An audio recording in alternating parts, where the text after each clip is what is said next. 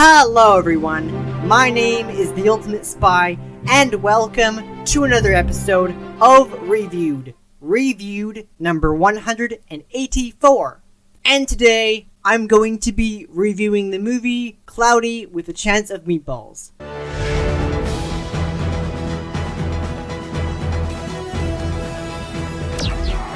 So what did I think of Cloudy with a Chance of Meatballs? I loved it. Oh my god, it's such a fun movie. It's probably my favorite animated movie. I mean, I don't know, but I think it might be. Like, honestly, it's a great film. It's so much fun to watch. When I first saw it, after a while, it had been a while, I was overjoyed. I watched it 4 times already. I usually watch, if it's an episode of this review show reviewed, then I usually watch it a couple of times, like 2 or 3 times, rarely a 4th, but this time I watched it 4 freaking times because it's so good. I know that the sequel came out 4 years later in 2013, and I've only seen that once, but I look forward to seeing that too and seeing how different it is from the first film. But with this film, what's unique about it is that it's not completely based off of the book. There was a book called Cloudy with a Chance of Meatballs, and it was a picture book, and the difference between the book and the movie, usually when you're adapting a book, especially a children's picture book, it usually doesn't translate exactly 100%, but with this one, they wanted to change it a bit. So with the book, Chew and Swallow is known for the natural weather of food, that's just the way it is. But with the movie, they wanted to change things up a bit with having the food weather occur thanks to Flint Lockwood's machine, which I'm not going to pronounce because it's impossible to pronounce. I'll get to that later. But the idea that he's an inventor, Flint Lockwood is an inventor, he wants to save his hometown of Trouble Falls because sardines are gross. And so he invents this machine that basically turns water into food. And it starts raining food, and it's amazing. And that's not what the book is at all. Like, the book, it rains food, but there's no clear answer of why it happened. It's just like a natural phenomenon that occurs in this particular place. And it's just like, it's so random. Like, there's no reason why it does it. But with the machine, not only does it make food via clouds, because the clouds go in, the food comes out kind of thing, but Flint actually has the ability to communicate with the machine to actually tell what food to make, which is fantastic. I mean, obviously, it all goes wrong in the end because with his inventions, they always go wrong in the end. The only one that's been semi-successful was the Monkey Thought Translator. Actually, it's a pretty cool invention. I mean, also the Redbirds actually are also somewhat successful. But yeah, I really, really enjoyed this one. It's a fantastic adaptation. Even though it's not like exactly like the book, they obviously were trying to loosely best stuff because they want to have an original idea, and they could have done it better with an animated film. It's fantastic. The only thing that I looked at the Wikipedia page to kind of to gather enough information so I can actually talk about it and do a proper review of it, along with notes I gather here, was the fact that people complained because it didn't get 100%. I was very surprised it didn't get because it was such a great film. Although, at this point, now that I've seen it enough times, I kind of see why it didn't get 100% because it wasn't a perfect film, but it was still a really, really fun film. It's the fact that the character designs were criticized for being simple, I guess. Like, no one had nostrils or whatever. It's like, seriously? Okay, that's kind of stupid, but okay. But basically, he just wants to save the town because they're stuck eating sardines, and that's just the way it is. But yeah, that's basically the plot of the film, is that he makes it rain food every day for 3 meals a day, and it doesn't last very long because obviously the food over mutates. That's basically the idea. But basically, the things I liked about it, and I have a list here. I actually have a freaking huge list here, so this might take a while. The first thing is that is interesting to me was that as Flint got older, his lab changed. It started out with just like a ladder to the lab, which I originally thought was bigger on the inside. It's actually not. It's just it looks like that from a distance, but it actually is exactly the same size on the inside as the outside. I'm pretty sure. Although perspectives can change, but basically it started with a ladder in the lab, and then it grows. Because he's an inventor, he can change and upgrade stuff, to a porta-potty thing where he enters and you go up the chutes, and then it goes into like a bus, and then that's where he gets into the lab. That's pretty cool. Like he made more ways to improve his lab. That was really cool. So I liked it a lot. That was a very clever way of of character development. And not only that, but also he has to move on from all this stuff because his mother died, unfortunately. He has a father who's widowed, and so his mother believed in him, but apparently his dad doesn't. It's just kind of like that. That's the relationship that he has with his father, which is unfortunate. But that's the way it goes. But one piece of foreshadowing that I saw in this film was at the very end of the prologue, right before the logo pops up, which is actually pretty awesome, to be honest. We see that Flint's looking at the camera, seeing like, oh, I'm gonna invent something one day that will make everyone happy. It'll be amazing. And you see like these lights around. You see this room, and if you didn't realize it, actually, that's actually foreshadowing the end of the movie, because the room he's actually in is the giant meatball that houses the actual machine that has been over mutated and everything like that, and it's gone crazy. It's had a mind of its own because the communication with it got broken, that kind of thing.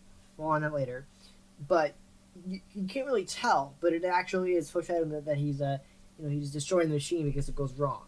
You wouldn't be able to tell that unless you actually looked at that shot and then looked at the very end. It's the exact same shot. They just kind of like they were foreshadowing it, which is very, very cool. It's hard to see that sometimes in movies. You really have to look for it, but that was really cool. I thought it was a neat way of kind of showing us what's to come without actually spoiling it. So that was cool. And another piece of foreshadowing that I saw, I guess sort of, is just before the cheeseburgers fall from the sky. We actually see the rainbow clouds. The clouds that are rainbow colored, which are basically making the cheeseburgers fall, and we can see it in the reflection of Flint's eyes. We can actually see the rainbow clouds, which are letting the cheeseburgers fall. But then you look at the way they're falling. Most of them are hitting the ground. Like, they're not even they're not sanitary enough to actually eat. You have to actually do this and then get a burger. That's kind of the way it is. A lot of the burgers that fall, or cheeseburgers, however you want to call it, they just kind of split open into many pieces, and it's just like, what's the point? A lot of them do, but seriously, a lot of them, it's like, you wouldn't want to eat that after it's been on the ground, but it's like, because a lot of them either fall in the ocean, or they hit the deck and they just kind of go everywhere. That's the kind of thing. But then you have this bearded guy. Now, there's a bearded guy throughout the movie. He's kind of like this redneck guy who appears throughout the movie, a lot, and he doesn't actually have a beard. The beard he has is actually a fake beard, because he tears it off when he's also looking at the sky, where the clouds are forming. He takes his beard off, and it turns out, yeah, it is a fake beard. He only wears it, I guess, for practical reasons. I don't know. Maybe people want to think he looks older or something like that. But yeah, he doesn't actually have a real beard. It's just like, why would you do that? I don't know. It's weird. But he's definitely a reoccurring random person throughout the movie that just kind of happens to be around. So there you go. It's weird. One funny moment that I liked a lot was is when the mayor stole this cheeseburger right out of an old lady's hand, which was literally about to take a bite. It's not a big deal because it's literally thousands of cheeseburgers falling from the sky, but it's like, that's like a dick move right there. It's just like, mine. She could have obviously taken another one. It's like, seriously? Yeah, that's the kind of stuff that you really gotta love the mayor for that. Obviously he's meant to be a villain later in the movie. I'll get to that later. But that's just it proves to you that he's not such a nice guy at the end. He's very selfish. So there you go. Now, Tim, Flint's dad, he's this large bald guy with a unibrow. And it's interesting because he doesn't appear to have eyes, but he actually does have eyes. It's because they're hidden underneath his unibrow, and we only see them a few times throughout the movie, usually when he's in shock, where he just wants to make a point, when he's telling Flint to tell him this won't be under a disaster. He raises his eyebrows or his unibrow, and you can see his eyes. He only really does that a few times in the movie, so it's a mystery how he actually is able to see when he has the eyebrows lowered, because most of the time in the film he has his eyebrows lowered and you can't see his eyes. And you do wonder if he actually has eyes. He does have eyes. He doesn't really show them a lot because he doesn't really have a point. So it's it doesn't look like he has eyes, but he really does. It's just weird. He's one of those guys where he's a very interestingly designed character because he doesn't appear to have eyes. Same thing with Manny the cameraman. He doesn't actually appear to have eyes because they're actually hidden under his cap. And it looks like the animators didn't even really bother to give him eyes. It's just whatever, let's just not even bother with that. But there is one shot where he actually does show his eyes.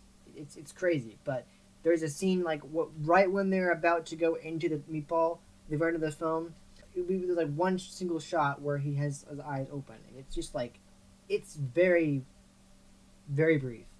And in the sequel, I have only seen the movie once, but in the sequel, because I saw the trailer again recently, he does have eyes. They fixed the problem. He always has eyes.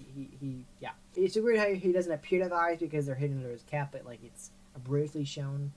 It's weird, but there you go. Now, the funniest part of this movie, for sure, would definitely have to be when Flint is trying to say the machine's name, because it's an acronym. Again, I'm not going to actually try to pronounce it because it's crazy.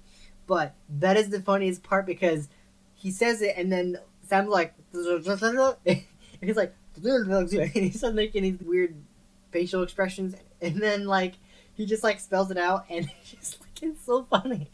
It's probably the funniest part of the movie. I gotta say, it's so damn funny. I just love that. That's hands down the funniest. It's fantastic, and he constantly says it, but like there's no way that anybody else could actually say that. He's the only one who actually says it right. So, I mean, he freaking came up with the name, one of the worst acronyms ever. So, there you go. Now there are multiple errors in this film, but one of them actually might probably be like a script error. I think. I don't know. I really couldn't tell you that, but it's just my guess. So, when Flint is ordering breakfast for the first time, tapping it in, salmon, both, come with breakfast ideas, and they obviously execute them. They both come up with eggs, toast, orange juice, and bacon. And so then he types them up, and it's gonna happen. And the machine only says bacon. It's like, bacon! Like that. And then you see the bacon form, which is actually pretty cool. Like, that's the only time you actually see the food, like, the molecules all forming and actually creating the food. You actually see that happen. That's the only time you ever see it happen, because other times like that, you just, automatically, know how it happens. That's the only time I see it. And then we see it actually give the food. I mean, it didn't actually say the eggs and all that stuff, but it gives it the food. But then it adds pancakes. Did Flint add that later? Like, the breakfast didn't have pancakes when he inputted them. He didn't even type that in. So, I feel like that's a continuity error or some kind of thing with the script, and it's like, where do the pancakes come from? Like, seriously? Makes no sense. I think it's an error right there. That's just, it makes no sense. I did not understand that. And another error, I guess, scientific error in this case, is when the machine takes on its final form, where it's, it's basically inside a giant meatball, basically. That's the idea. That's the final act of the film. And the clouds it intakes, because it needs water, which is in the clouds to actually make the food. And you notice in that, like, that one shot where you see the blue go into the brown and red, and you think about it, clouds aren't actually blue, are they? They're not. I mean, I think the idea of it was trying to, like, show the color of the ocean. That's nice, but clouds aren't actually blue. So that's like a scientific error, because clouds, at least during the day anyway, are white. And I mean, sometimes like a sunset they can turn color because they, the sun's reflecting off of them, so they change color. But scientifically, they're not supposed to be any other color besides white. I feel like it's a scientific error in that. But also, it's kind of funny because the food hurricane that we see, it looks like the machine within the meatball is taking a giant shit. It looks like that. It's like so gross, but it's like, it's crazy. It's wild. It's like, wow, what the hell is happening? And it's not obvious, but you can slowly start to see that the mayor is becoming the villain of the movie over time. Not immediately, but over time, because he starts to get fatter and all that stuff. And especially after Flint's first attempt at actually trying to get the kill code from his lab, and also after the mayor persuades him to keep making more food, even though it's going to be, it's going to overmutate and all that stuff. But then after the spaghetti twister happens, Flint goes back to his lab, and then we see the mayor ordering a Vegas-style all-you-can-eat buffet, which is, like, literally, like, everything. It's, like, a lot of food, basically. And unfortunately, the mayor accidentally destroys the communicator for the machine with a giant freaking radish. It's obviously, you can tell that the mayor's evil at that point. It's like, he totally is the villain of the story. He's greedy, he's selfish, he's corrupt, he just wants everything for himself kind of thing. We can tell that it's his fault for having the machine go crazy and have his mind of its own, basically, because at that point it literally has a mind of its own, where it's just like it's doing its own thing, it's ordering its own food in a destructive manner, of course, but it's just like I think that we can tell the mayor is starting to become really bad. So there you go. And one interesting thing in the movie that we see is when Sam is first broadcasting to the entire world about the grand reopening, she speaks with her own accent in her own language and all that stuff. And then when she reports on the storm, she has a completely different accent and language. But it might actually just be a live television automatic translator. I mean, I don't know. It probably is, but like, that doesn't explain how she switches back between accents when she's still alive. That makes no sense. But like, I'm not saying it's a continuity error. It just didn't make any sense. Like, how can she speak like this at one point in the film, and then later when everything goes horrible, she speaks with her own voice? It makes no sense. But there you go. That's just the weird part of it. That's just like I don't get that. And with the Jello scene, because it's obviously revealed that both Flint and Sam both love Jello, which is fantastic for them, for their building chemistry. But when Sam does a cannonball into the Jello pool, like, she's stuck, right? Because Jello is a solid, right? So she couldn't get out. Could she? Like, how can she get out? Okay, she gets out, but like, how can that happen? I didn't get that. Like, I mean, I could understand Flint because he just did a belly flop. He could get up, but like, Sam's just in the Jello pool. You're usually stuck there because it's solid.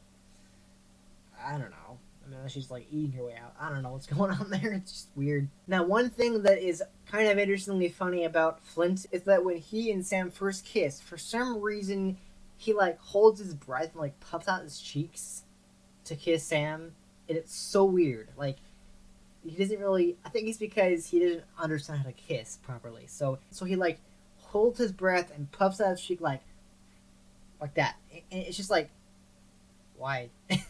And then later on, he does the same thing with Sam. It's like, when they actually properly kiss, it's like, but why? Like, maybe he doesn't understand how to kiss. Again, I don't know. He's weird like that. He's a nerd. he has his own thing. It's very strange. Now, right after the Jello scene, Flint meets up with his dad because he's getting a call from the mayor, which actually is his dad.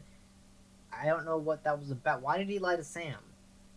I don't know. Like, I don't know. He lies to Sam about getting a call from the mayor, and then he goes to meet his dad, and then it goes kind of horribly. And then Flint has it rain steak, which is his dad's favorite. And after they part ways because they have an argument, suddenly it starts raining hot dogs.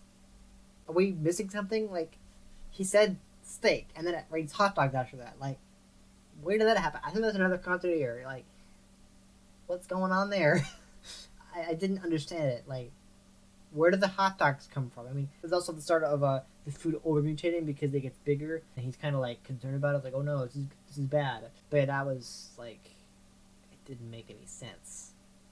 I don't know. Like, there's no context for that. Like, moving from steak to hot dogs, or in this case, giant hot dogs. I don't know. It's weird. Now, what's interesting is that despite Flint making it rain food to save the town, obviously, his dad never actually eats anything.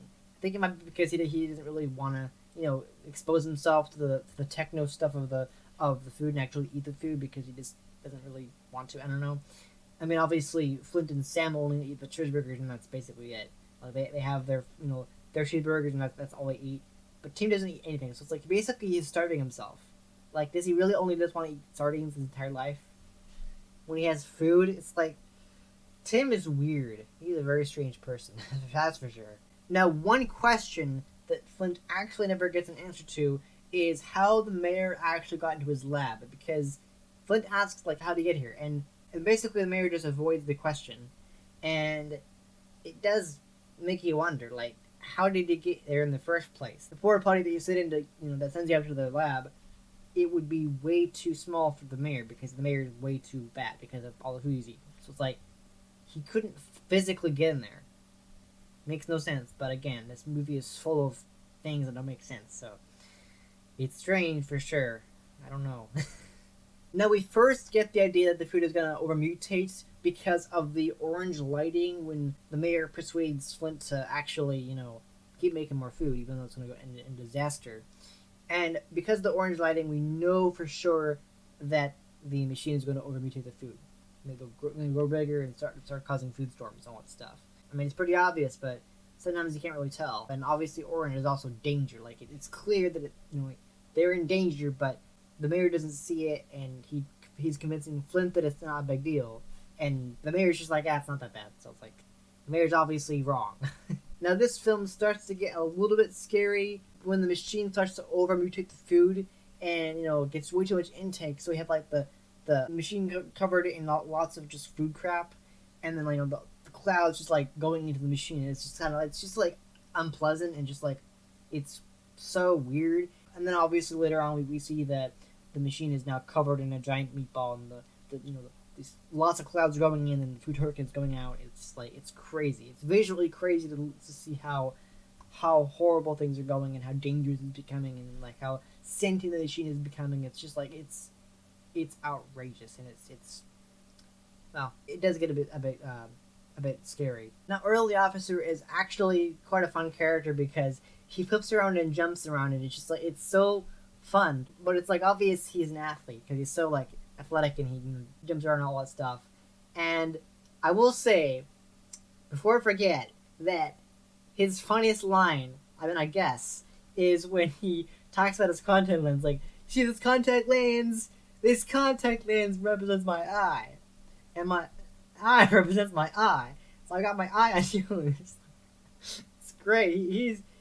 Yeah, I love Earl. He's a fantastic character. Unfortunately, I believe they replaced him with Terry Crews for some reason. I think it might be just because of scheduling conflicts. That's usually the way it works, but like, still, he's a great character. He's so fun and so funny, and just like, wow, he was obsessed with his son. So there you go. Now, what's kind of stupid, I don't know what happened, is when Flint and Sam are literally going after the machine like head first, Brent suddenly gets in the way and just like moves him into the part of the meatball where the machine is. Like, why would you do that? Like I have to take the long way. Like, I don't understand Brent sometimes. He's just weird.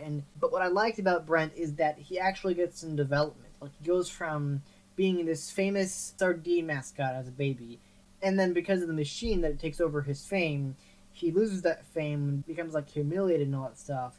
But then he gets redemption because of the chicken thing. So like, he becomes Chicken Brent, and I feel like he gets redemption. Like, he has a purpose after that. And he even says like, I'm finally contributing to society, which he is. Like, he actually gets it something because he lost his fame. So there you go. Now, as the food storm is happening, probably one of my favorite giant food crush thing, and actually it's in the trailer, is a fortune cookie that has the fortune of you're about to be crushed by a giant cord, and then a giant cord just like starts rolling after that. It's just like that's I love that. I mean, it's in the trailer, but it's like it's fantastic. It's like it's pretty funny too. I like that. This film has a lot of comedy for sure. Now, an ongoing thing throughout the film is that Steve, the monkey, Flint's pet monkey, basically he's obsessed with gummy bears, and Flint keeps telling him that he can't have any.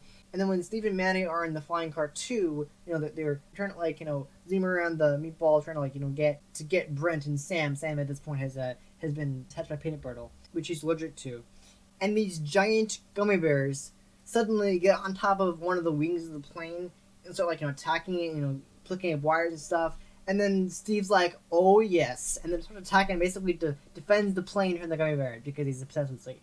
That was just great. I love that. That was fantastic. Steve finally gets what he wants. I love that. That's fantastic. And last but not least, a really cool reference actually from Star Wars is specifically from episodes 4 and 6, because the destruction of the Death Star happened in both those movies. Is that as Flint is following after he destroys the machine, which is the meatball, explodes, and you see like a Death Star style explosion where it had a giant ring. It's just fantastic. It's like, it's obviously a reference to Star Wars, but it's so perfect. I love that. It's fantastic. So that's a really amazing, Easter egg and reference.